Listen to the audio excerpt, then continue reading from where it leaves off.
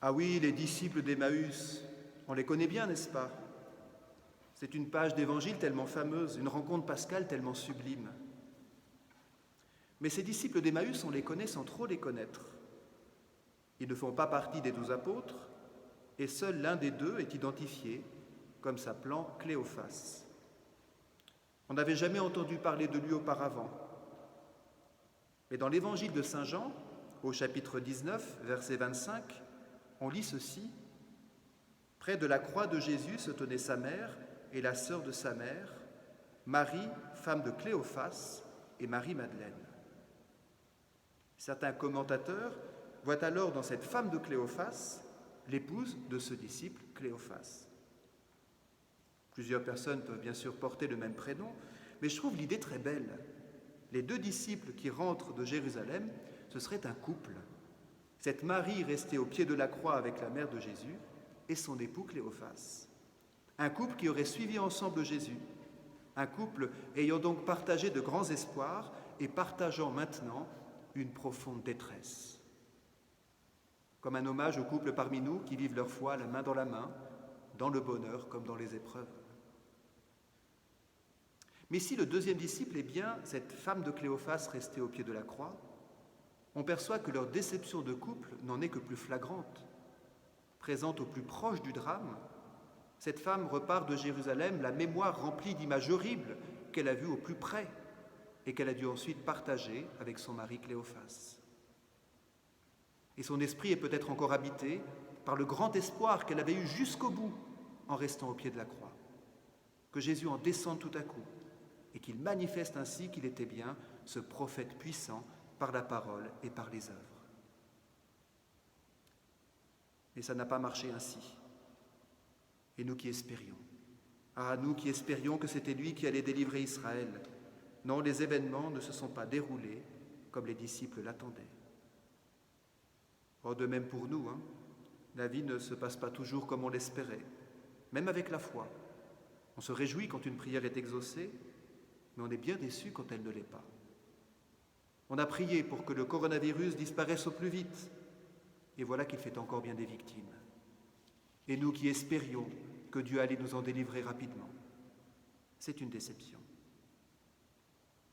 Alors voyez, cet évangile invite à mettre en lumière toutes nos déceptions, les regarder bien en face, sans les dissimuler trop vite derrière des rites bien ficelés ou des chants enthousiasmants. Non, regardons bien en face nos déceptions, car tout être humain en est porteur. Aucune vie n'en prive, aucune foi n'en dispense. D'ailleurs, les événements auxquels nous sommes actuellement confrontés ne manquent pas d'en générer des déceptions.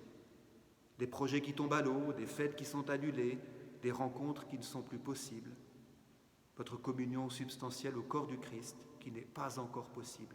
Oui, côté déception, nous sommes bien gâtés ces derniers temps. Mais franchement, qu'est-ce que nous faisons de ces déceptions? En accompagnant les disciples d'Emmaüs sur leur route, nous pouvons d'abord faire davantage la vérité sur nos déceptions, en clarifiant leur nature même. Essayez de penser à vos dernières déceptions. Qu'est-ce qui vous a déçu vraiment? Ou de qui avez-vous été déçu? Chez les disciples qui rentrent de Jérusalem, on a du mal à déterminer ce qui les a le plus déçus. Incontestablement, ils sont déçus de ne pas avoir suivi le bon prophète. Peut-être aussi déçus de ne pas avoir pu bénéficier d'un certain nombre d'avantages qu'ils auraient pu espérer du Christ. Peut-être aussi déçus d'eux-mêmes. En tout cas, la déception semble avoir une caractéristique essentielle, elle centre sur soi. Remarquez que rien n'est dit de leur tristesse devant la mort de Jésus. Non, à l'inconnu qui les rejoint, ils n'expriment aucune souffrance de deuil. Ils disent simplement « Et nous qui espérions que c'était lui qui allait délivrer Israël ». Leur déception est une forme de confinement sur eux-mêmes. Elle n'est pas une ouverture vers les autres. Et finalement, que le deuxième disciple ne porte pas de prénom, c'est peut-être aussi pour pouvoir plus facilement nous identifier à lui et reconnaître en nous la tentation fréquente du repli sur nos déceptions égocentrées. Et voyez-vous, dans la foi, il y a encore plus que cela. Car les déceptions peuvent être si pesantes, si aveuglantes, qu'elles ne permettent même plus de reconnaître que le ressuscité est à l'œuvre dans nos vies. Il faut donc que le Seigneur prenne l'initiative de nous rejoindre sur les routes de nos déceptions, d'abord pour nous aider à sortir la tête de l'eau. De quoi discutiez-vous en marchant ? Le Christ interroge la déception de ses disciples. Et saint Luc précise tout de suite, alors ils s'arrêtèrent. C'est la première grâce que Dieu nous offre en nous rejoignant dans nos déceptions, nous permettre de nous arrêter, c'est-à-dire sans doute cesser de vivre sur nos déceptions, cesser de les nourrir en cercle fermé, arrêter de mouliner intérieurement, arrêter aussi de remplir nos vies d'activités qui cherchent à combler le vide suscité en nous par les déceptions. Nous arrêter. Or, nous arrêter, c'est d'ailleurs bien ce que nous faisons pendant ce confinement. Mais vraiment nous arrêter, vouloir nous arrêter. C'est ce que nous faisons ce dimanche. Vous avez allumé votre écran pour participer à cette messe. Vous avez arrêté les autres activités de votre vie. Voilà bien le préalable indispensable pour laisser le ressuscité vous rejoindre, marcher à vos côtés et vous éclairer.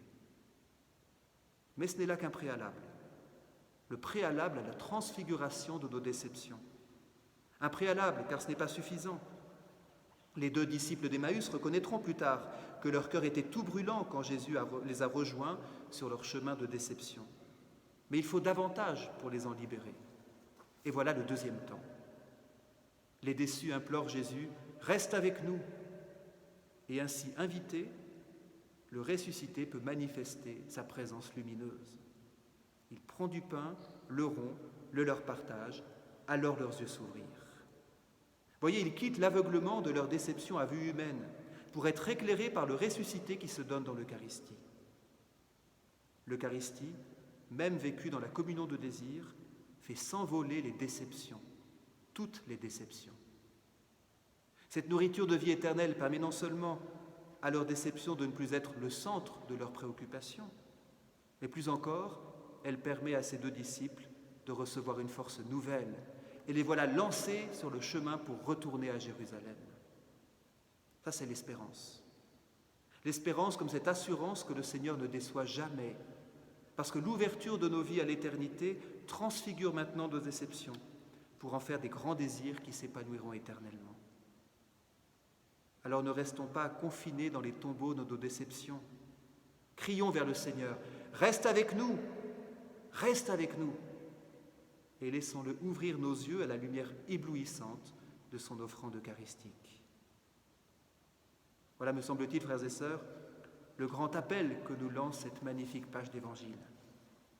Alors courage, oui courage, depuis que le Christ l'a emporté sur le mal et sur la mort, une lumière sublime vient éclairer toutes nos déceptions. Toutes nos déceptions pour les ouvrir à une présence excellente et à une espérance enthousiasmante. Alors aujourd'hui, chassons la déception. Chassons-la résolument en accueillant la lumineuse présence de Jésus. Il est là, ressuscité, aimant, sauvant, libérant, vivifiant, nous ouvrant aux autres. Il est là. Il vient tout rejoindre pour que nos vies soient libres et belles. Des vies de ressuscités qui ne sont pas étouffées sous le poids des déceptions, mais qui vivent d'une joyeuse espérance, éclairant le présent et préparant l'éternité. Alléluia.